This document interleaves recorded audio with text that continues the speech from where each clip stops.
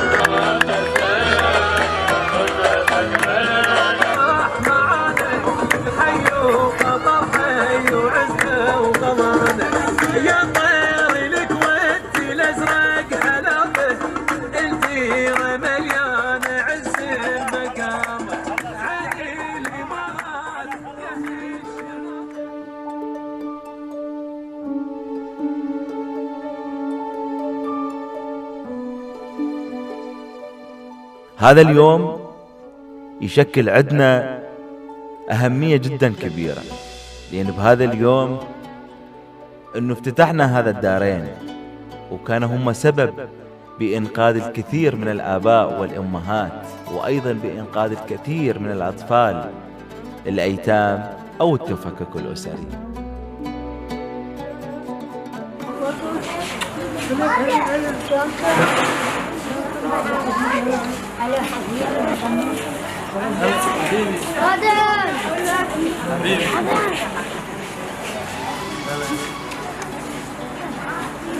السلام عليكم.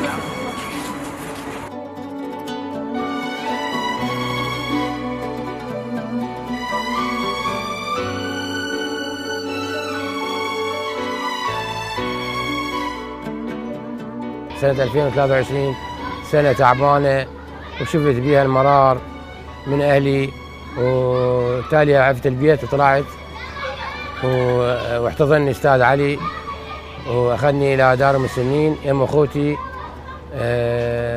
والحمد لله والشكر الله وفضل الله وفضل أستاذ علي أنه الأمور رجعت طبيعية عندي والحمد لله والشكر. والله أنا في حياتي مريت بظروف صعبة وظروف صعبة وظروف سهلة، فأنا ربيت جيل وربيت أبناء وزوجت أبناء ووصلتهم إلى مراحل، فمرت الحياة هذه بينا، والآن إحنا وصلنا إلى هذا الحد والحمد لله والشكر. نشكر الأستاذ علي عذاب اللي احتضننا، ومثل ما يقول قاموا بواجبه أكثر من اللازم، وإحنا نشكره ونريد إن شاء الله سند لكل مواطن أموره تعبانة، والله يحفظه عنا وكل عام وهو بخير.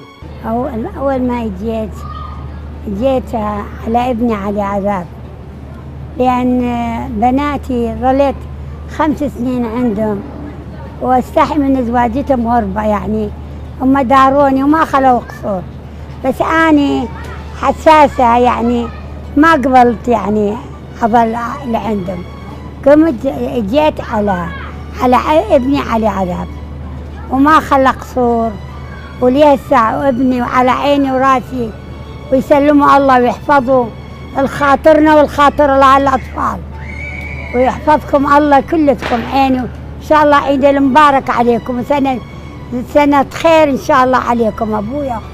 هسه أحسن من قبل الحمد لله ربي الحمد لله، وهسه لقيت يعني مكان اللي أرتاح بيه أنا، لأن أنا ما كنت مرتاحة، هسه الحمد لله ارتاحت الحمد لله والشكر.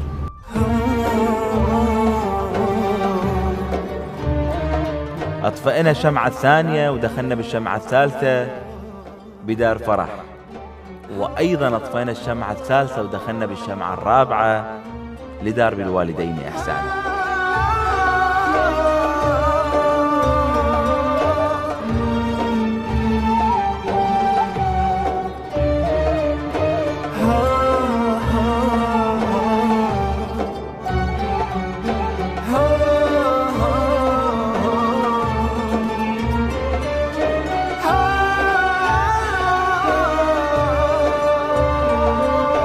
كانت الأجواء جدا طيبة وجميلة بعد ما جمعنا دار بالوالدين إحسانا لكبار السن، وأيضا مع دار فرح لرعاية الأيتام.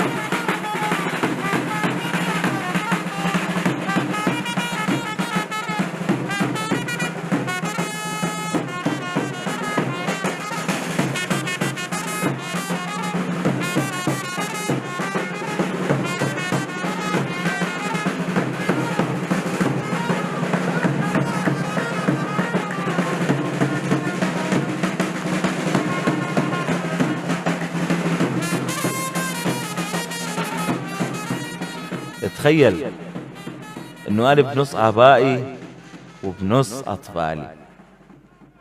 شنو هاي الفرحة الجميلة؟ شكرا لله.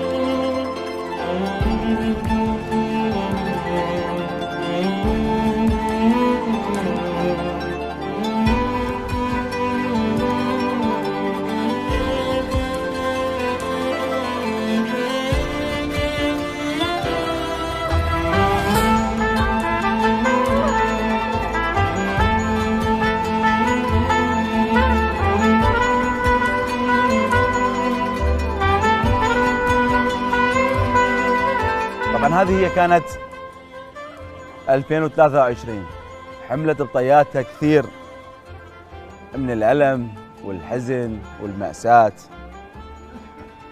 اللي مرت حقيقة، ولكن ما غادرت بسهولة، تركت في أثرها بصمات وخذلان ونكران على أشخاص هم كانوا سند بالنسبة لهم وكانوا عون، ولكن للأسف بنهاية المطاف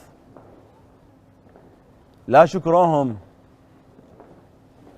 ولا حمدوا الله سبحانه وتعالى على وجود آباء وأمهات وياهم، اكتفوا بخلاص انه تغادر هذا المكان وتحمل ذكرياتك بحقيبة هذه السنوات اللي انصرمت من تعب وحزن وجهد في سبيل انه نربي اولاده وتربي اولادها بخوف وحرص.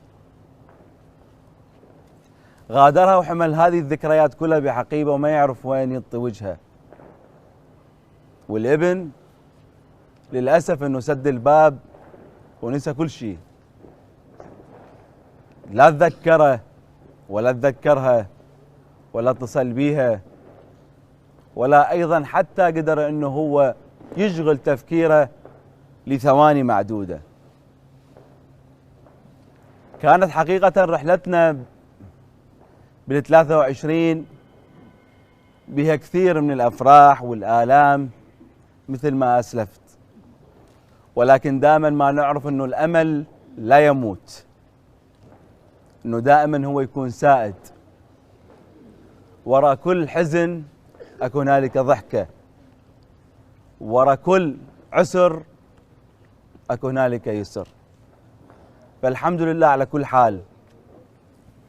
شاهدنا كثير من القصص، كثير من حقيقة أنه أقدر أوصفها لا تنسى، من هذه القصص اللي لا تنسى تبقى خالدة، ولكن قدرنا الحمد لله انه نذللها ولو نقدم شيء بسيط حقيقة، وعادت لهم البسمة والفرحة، لأن ماكو شيء هنالك يدوم أبدا.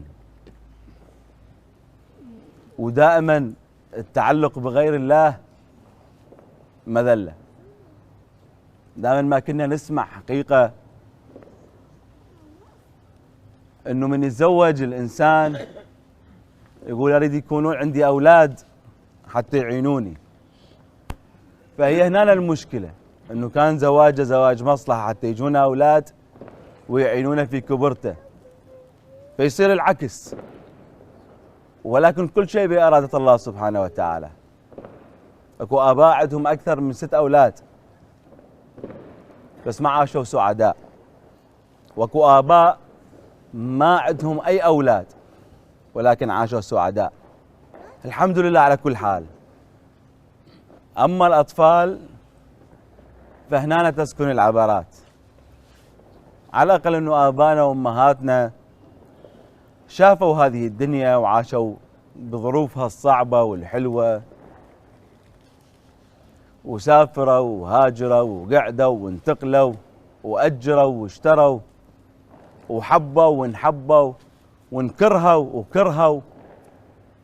بالاخير انه خلاص هذا اللي صار.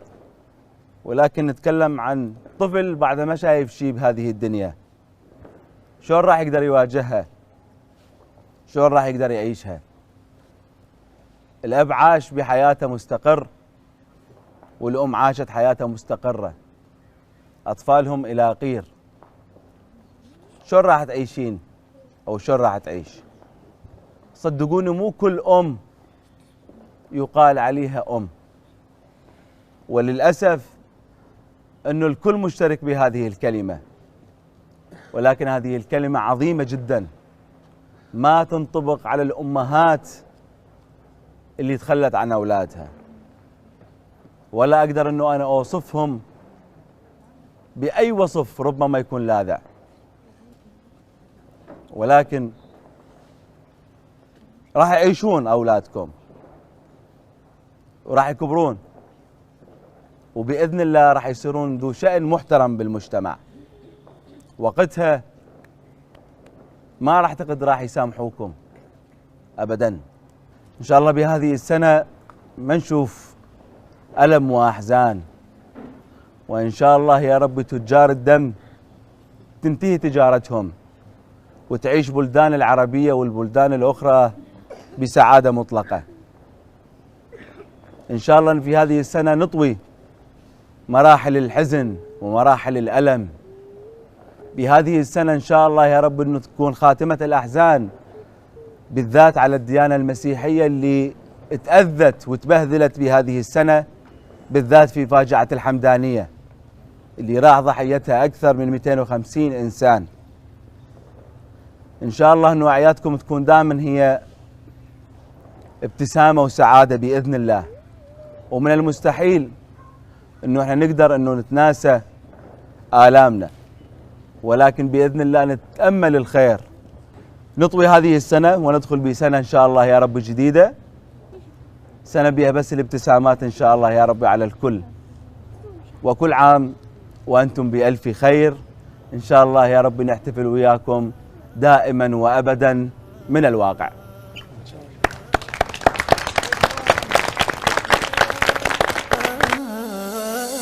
لما تضحكي التعبان هاي الدنيا تضحك لك، لما توقفي الانسان بكر الله يوقف لك. لما تضحكي التعبان هاي الدنيا تضحك لك، لما توقفي الانسان بكر الله يوقف لك. لا تنسى اليتامى والمساكين، ساعد ناسك انت بهاي السنين. لا تنسى اليتامى والمساكين، ساعد ناسك انت بهاي السنين، جزات الوردة عند الله بساتين، جزات الوردة عند الله بساتين. خيط الجرح بإحساس حرام تعوفه يكبر، قد ما تنطي للناس ربك ينطي أكثر. لا تخلي الفقير أيامه صعبة، جرح بجرحه انت حسبه. لا تخلي الفقير أيامه صعبة، جرح البي جرحك انت حسبه. ليفرح له بشر الله يحبه، ليفرح له بشر الله يحبه. من تفرحي الزعلان بيت الفرح يكبر لك، لما تلقى الإنسان بكر الله يوم